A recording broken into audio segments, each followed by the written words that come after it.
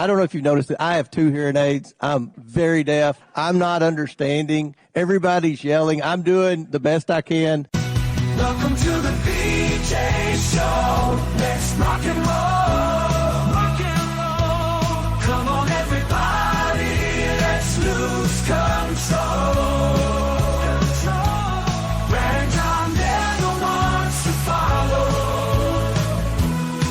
Yeah, ready for the ride. It's the BJ Show. BJ Show.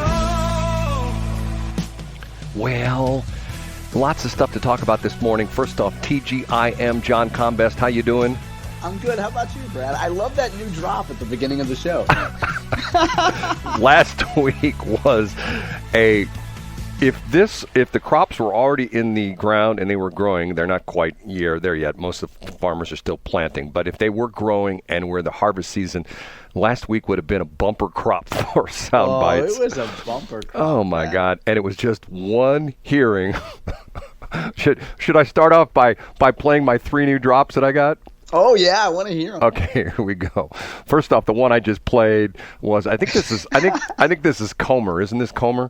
I think this is Comer, Representative Comer. I don't know if you've noticed that I have 2 hearing aids. I'm very deaf. I'm not understanding. Everybody's yelling. I'm doing the best I can. And then there was this one.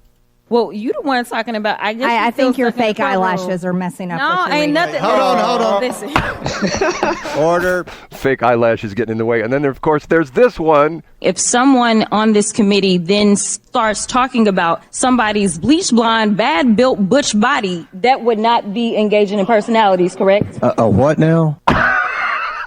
Unbelievable. Are those classic or what, John? I feel like I'm back at Hazelwood East and we're just going back and forth with each other in class, you know? It's like lunchroom at the high school, right? It's like, It absolutely is. I love the comment about it being deaf, though. And he's like, everybody's just yelling back and forth. If you've seen the video, I haven't seen the video. Oh, he has this crazy look on his face like, what's going on? It's like James Stockdale in the 1992 VP debates, Ross Perot's guy, where he's like, I have no idea where I am right now. Yes. I mean, he's the chairman of the committee, and he's like in the middle trying to gavel things back in order. And if you don't know what we're talking about, what were they actually doing? And this was at night. This was one of these things that went like they had a session that went all day long, and this was like, I don't know, 8 or 9 o'clock at night. Was that like on Thursday night that happened? Yeah, it was. I just pulled up the video. It's a House Oversight Committee, and that's where Marjorie Taylor Greene got into the whole thing with Representative Jasmine Crockett. Right. And all that. So and then I didn't pull that one. Then AOC pipes in and she calls Marjorie Taylor Greene baby girl. I'm going like, yeah. Oh God, well, that's our best and our brightest, Brad. Well, that's John Combest. And by the way, first off, I have somewhere I have to be this morning, and so we are going to and I opened up my thesaurus, and I just was not going to say we're going to do a short show. We're going to do a truncated show. We're going to do. I like that, Brad. And you know what's similar between where you and I are going? I'm going with a bunch of first graders on a field trip, and you're going to be at a zoo type environment too. So what do you know? Yes.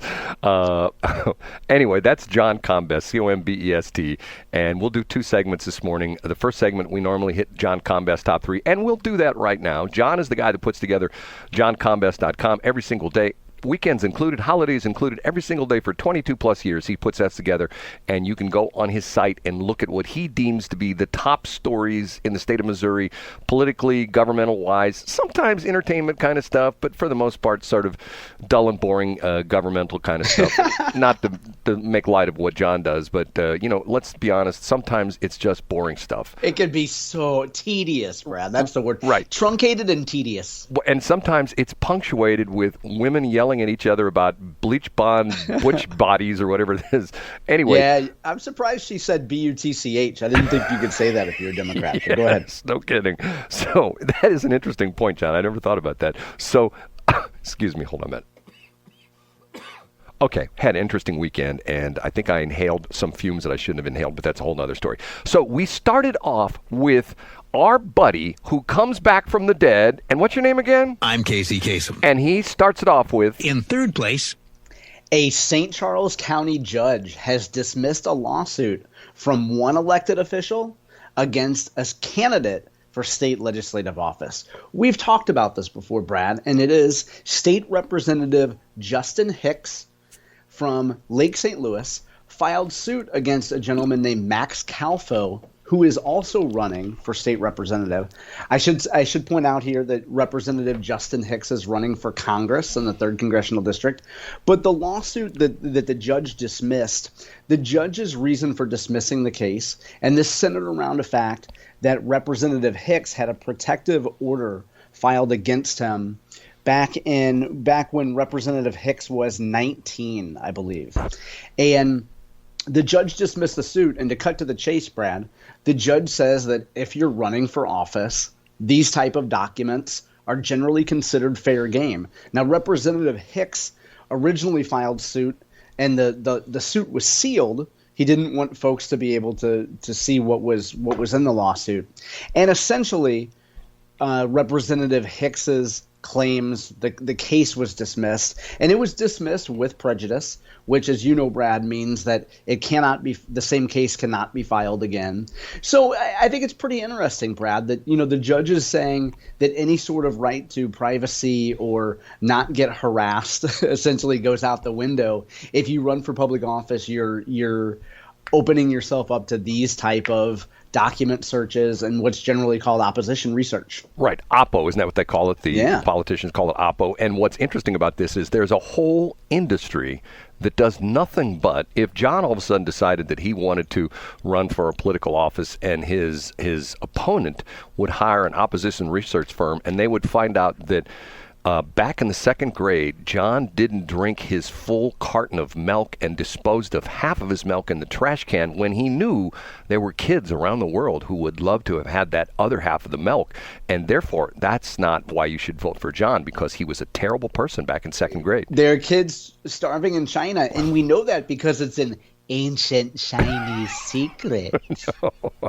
I'm not going to do Now, it. back to my theory, Brad. I will restate, I do not know Justin Hicks. Excuse me, to clear my throat. But Justin Hicks is running in this seat against Bob Onder and a gentleman named Kurt Schaefer and some other folks in that district. I think that Representative Hicks will have a graceful exit from Missouri politics. I'm sure it's not a moment too soon for him. He can continue to serve the public in many ways. He's a military veteran. He's an attorney. There's so much he can do if he chooses to stay involved in public policy. But I think he could, in 78 days, which is how long until the Republican primary, he can run a good, solid campaign, and he can leave at least this part of electoral politics with his head up. Is he term limited out then? No, he's not. In fact, it's only his 2nd term. Oh, so he's not running for re-election then? Yeah, that's correct. It's kind of the phrase, Brad, is up or out. Interesting. So he's either moving up or he's getting out. He's like the Jeffersons, right? Moving Yeah, on up. moving up. That's right. Exactly. Okay. up a notch to number 2. Brad, a bill that will be sure to please seasoned citizens.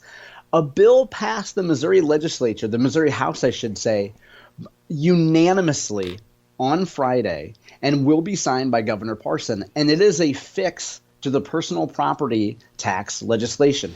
Now, I didn't know this, Brad. This is a glitch that I didn't know when this first passed last year.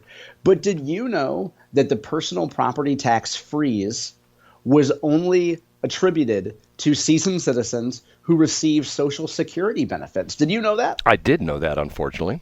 Okay. Well, so what the fix does is that it ties it directly to age and not just Social Security benefits. So as I understand it, if somebody received military benefits or other type of pension benefits, they might not receive Social Security, in which case they wouldn't enjoy the benefits of a county's personal property tax freeze. So this bill cleans it up. And the unique thing about it, and this piece was brought to us by St. Louis Public Radio, excuse me, I had a link up to it on Saturday morning. And what's unique about it is that there was a Democrat proposal to make it means tested, which meant if you were a seasoned citizen and you made too much money, you would not be able to enjoy your county's personal property tax free. So Republicans made sure that that was not in there, of course. What they should have done is they should also fix the aspect of the bill that it's not automatic in the counties. The counties have to opt into it. I know. The counties have to opt in. Well, Brad, that's the concept. That's the age-old debate of local control. Should counties be able to make that decision themselves? Well, do you think the city has not done anything about this, have they? I mean, I know St. Charles County's done it. Has St. Louis County put this into effect? I knew you were going to ask me that, Brad, when I first started looking at this, and I did not look it up yet. I don't think they passed it yet. I don't think they passed the personal property tax cut. We can look that up in the break. Where's Bill Eigel when you need him? The king of... Hey, and you know what? That leads very nicely into topic number one, Brad. Really? The number one. It is a day of postmortems, Brad. We haven't seen this many postmortems since we've been driving through North County and see Matt Herman Nursing Home and Kriegshauser and all the others, Brad. A lot of postmortems today, and I have them all up on the website. They really started over the weekend. They started on Saturday, so if you go to the daily headlines for Saturday, you'll see some of these. The ones that I would particularly call out, per usual, I would suggest folks start with Jason Rosenbaum. He had his On the Trail column. He talked about how the session could affect Missouri elections this year. Also, I would point to Garett Bowles. Garett Bowles, I should say. Bowles is just a funnier way to say it. At KWTO in Springfield, he did a kind of a session wrap-up.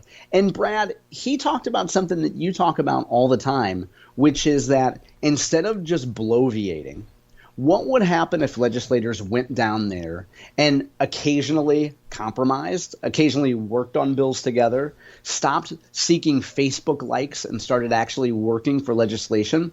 And Garett talks about it in the context, Brad, of he's tired of hearing saying, elect a fighter. You need to send a fighter. Let's vote for a fighter. We need to start electing people that can get work done and actually win things. So that was Garett's point. Anyway, the piece that you led me into, Brad, was that the Kansas City Star did kind of a session wrap-up that includes a preview of Bill Eigel's campaign for governor. So I would dump that profile piece into the whole postmortem amalgamation compendium, whatever you want to call it. So a whole bunch of these are up on my website today, including Scott Fawn was on Garett Bowles' show, All the Above on KWTO. Scott has, of course, his own weekend show that did a wrap-up of the legislative session. So a whole bunch of postmortems up today, Brad. Okay, but postmortem meaning, are they declaring Bill Eigel's campaign dead? Is that what you're saying? No, the session is dead. The legislative session is dead. Right, but you mentioned Bill Eigel in there. I mean, because the profile in the Kansas City Star talks about the influence that he had on the legislative session. I get what you're saying. Okay. Which and once again, hold on a minute?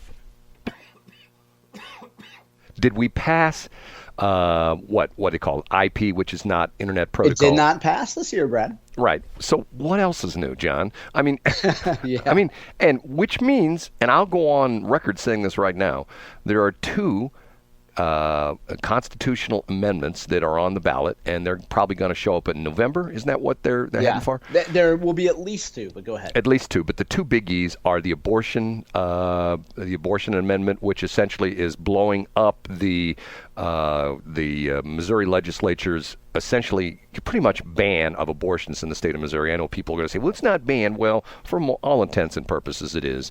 And also the Winning for Education, which I still say is almost as good as John coming up with my new campaign, the title of it, Escorts for Education, where we legalize prostitution in the state of Missouri, because after the lottery and after gambling and after marijuana, the only things I can think of are like cocaine, heroin, and prostitution, right? Well, yeah, and don't forget meth for math. That's right, meth for math. Hey, Brad, but jokes aside, also minimum wage is likely to be another minimum wage increase is likely to be on the ballot too. That's designed to get more Democrats to the polls as well. Before we went on the air, we had a best of show playing, and you were making fun of me in the respect that I'm going to show up at one of those rallies for the increase in the minimum wage, and my sign's going to be $20 is not enough, right? That's right. And why not 100, Brad? Right. I've said that all along. If they talk about a living wage, or how about $1,000 an hour? Okay, Don't tell me that you couldn't live, once again, work one day, make $10,000 times 52. That's $500,000. Isn't that $500,000? 52. It is. It is. And work one day is my whole approach to being a teacher, too. Right. Who says 4-day school week? Who needs that? We need 1-day school week. Okay, we're going to break a little bit early because the show's going to be shorter this morning. Truncated. Truncated. So we'll do a longer segment 2, and then segment 3 will be 0. What's the word from Animal House? What was 0.0? That would be the length. Did you really like that movie, John? Oh yeah, I loved it. because the backstory on that is supposedly it's written about Wash U, isn't that? And do you know, little known fact, my fraternity's secret ritual plays a part in the movie because my fraternity are the bad guys in the movie. Was Harold Ramos, wasn't that the guy who? Yeah, Ramis, R-A-M-I-S. Ramis, yeah. And did he graduate from Wash U or did he just He was a ZBT, so one of the good guy, that's a predominantly Jewish fraternity, and we were the only, essentially exclusively, well, I can't say exclusively, we were a white Christian fraternity on Wash U's campus, so you can imagine how much we stood out, and we were the bad guys in Animal House that's based off the Sigma Chi fraternity. And the good guys at the end of the parade, the ZBT, I think Ramus wrote it as ZTB because he couldn't use ZBT. Right. Is one of the parades, one of the floats that jackknifes the bad guys and all the good stuff. There we go. Trivia. Okay. Thanks for checking out the Brad and John Show podcast. This segment of the show is brought to you by John Combest's book, Stalking, Harassment, Internet Trolling, A Guide to Recovering and Rebuilding After Online Attacks. It's a great reference if you've ever been the unfortunate target of a social media attack. It's available on Amazon. Just search John Combest. That's Combest, John Combest, and the book will show up in your search results. Now it's time for another segment of the Brad and John Show. Can you handle it?